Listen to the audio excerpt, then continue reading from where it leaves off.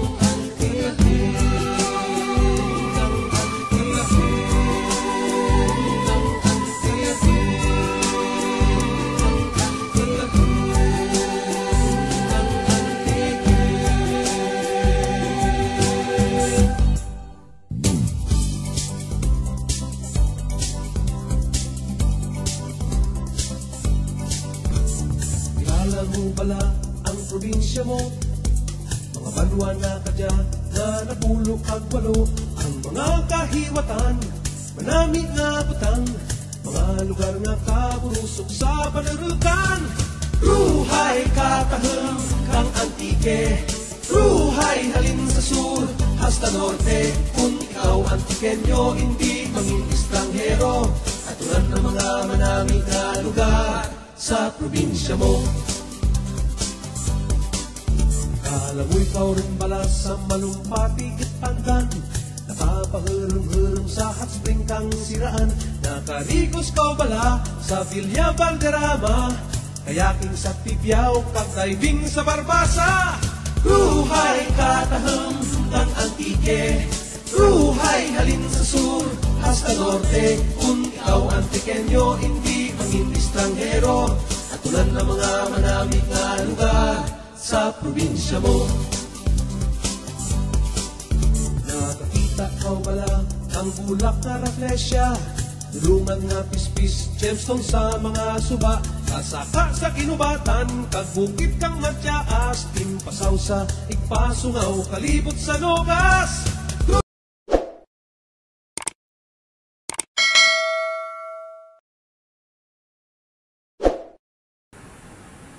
Okay na mga katamos, so ayan na.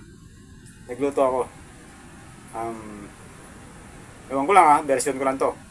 Skinless dynamite. Kasi nga, kaya sinabi kong skinless dynamite kasi yung iba di ba yung dynamite, binabalot ng wrapper. Yung sa akin hindi ko na binalot. Ayan, nakita nyo naman yung procedure kanina. So ayan. Ayan. So hindi ko pa natitikman. Medyo nagugutom na nga ako. Meron tayo ditong pipino at saka sibuyas at saka sili. Ito. Lagyan natin ng suka. Isuka ko.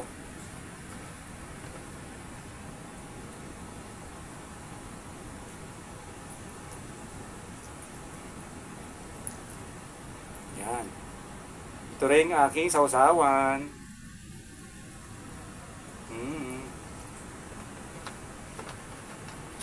Sausawan ko.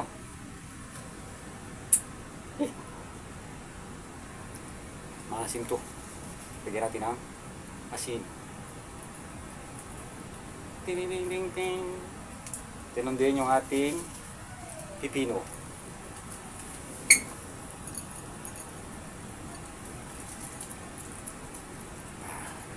So, ano pa hinihintay natin mga katamos? Tikman na natin kung ano yung lasa nung niluto ko.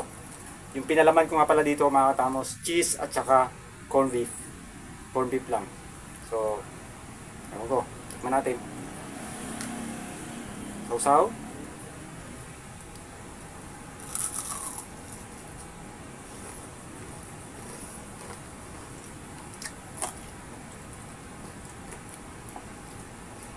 Ang crispy. Juicy yung naman niya kasi medyo meron siyang ang gawin ito cheese. Ang sasawan ko. Ang dami sili. Huwag muna natin sausaw.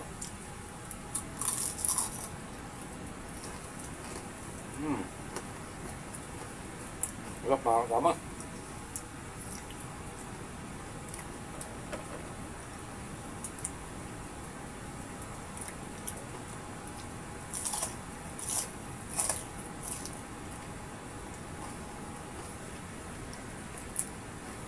Hop.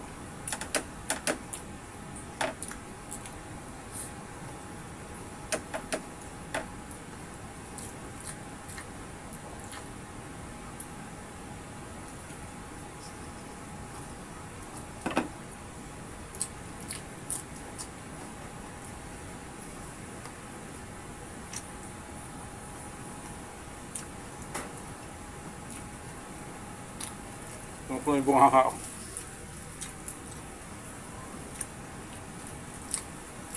Usually mga katamos yung mga ganito, pangpulutan to, pangpulutan. Kaya lang medyo iwas na tayo sa alak. Pangulam na lang. Pangulam na lang.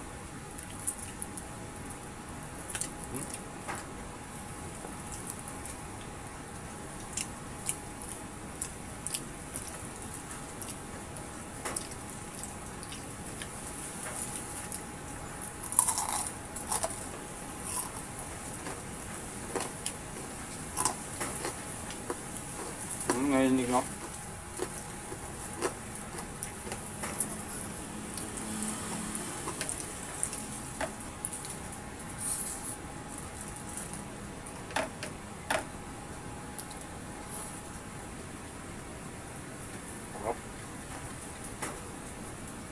Okay.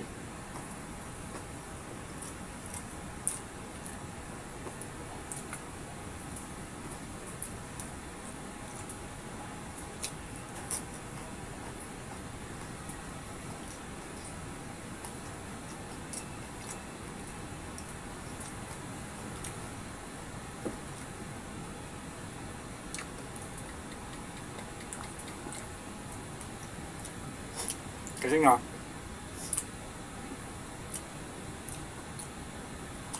pag binalot nyo pa siya ng lumpia wrapper, makagahol na kayo sa oras. Pwede namang hindi, ganito na lang. Pero iba kasi mas gusto nila may wrapper. Bagay, masarap din naman. Pero okay din naman to. Sarap din.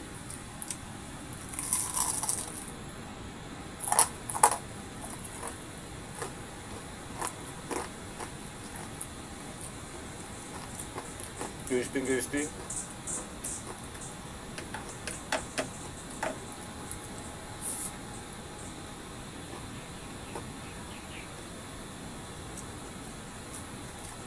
Crispy siya, juicy sa loob.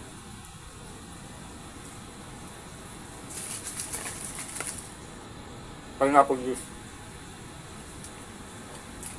Lagay yelo.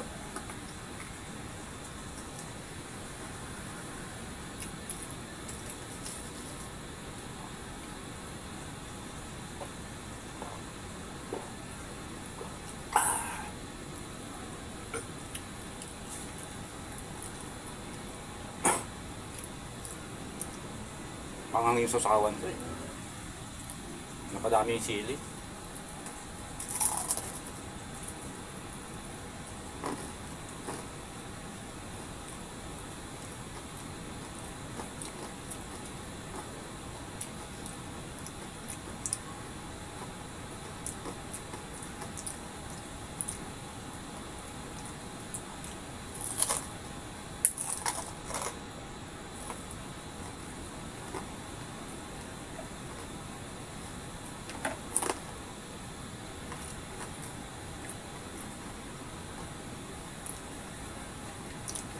Hindi ko nga pala nilagyan ng asin to, tama sa kasi nga yung corned beef natin malasa na. So nilagay ko na lang. Magic sarap. Pampalinamnam. Kasi nga yung corned beef malasa na yan.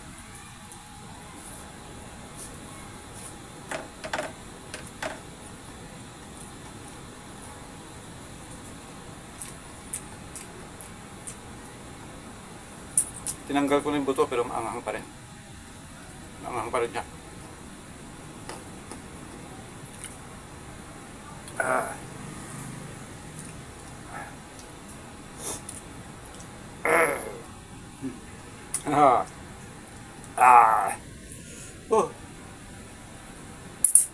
Dynamite nga.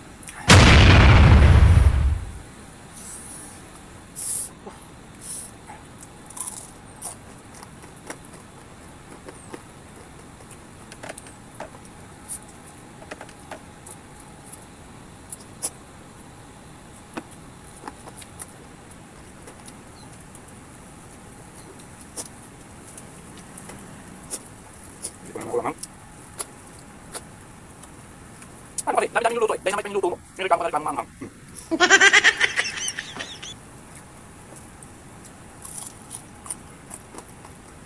Maanghang ka masarap.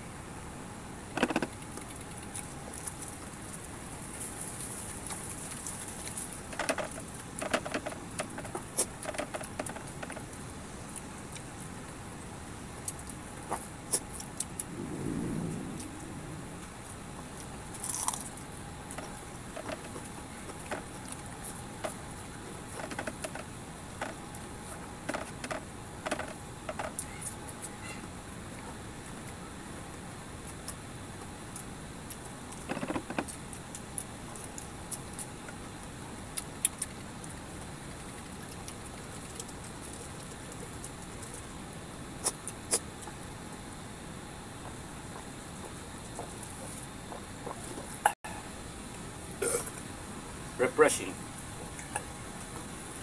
Ay mga katamos ha, maraming salamat ha. Siya nga pala, shoutout kay Sir Joel Castro, ang Sir Jan Dulaga, kay Jay, kamusta na? Nanganak na ba si misis mo? Sana healthy boy. Jay, and if ever na nanganak ko siya, congratulations. Congratulations Jay. Masaya kami para sa'yo. And Ma'am Bel Montepalco, shoutout sa'yo. Kay Bonifacio Lacandula, sir, maraming salamat sa pagkatanggol. Ganoon din kay Arnold Bautista, thank you so much. Kay Ray Thomas, shoutout sa'yo. Tumatawag ka nung isang gabi, hindi ko napansin kasi maga ako natutulog. Ngayon, simula nung umiwas ako sa ganun. So,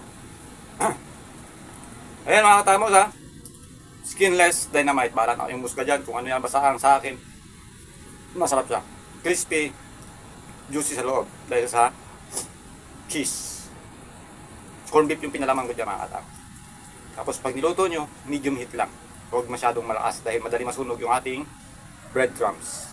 Okay mga katamos ha, maraming salamat sa walang sawang pagsuporta sa Tamos Vlogs. Kita-kits tayo sa susunod na video and bye-bye!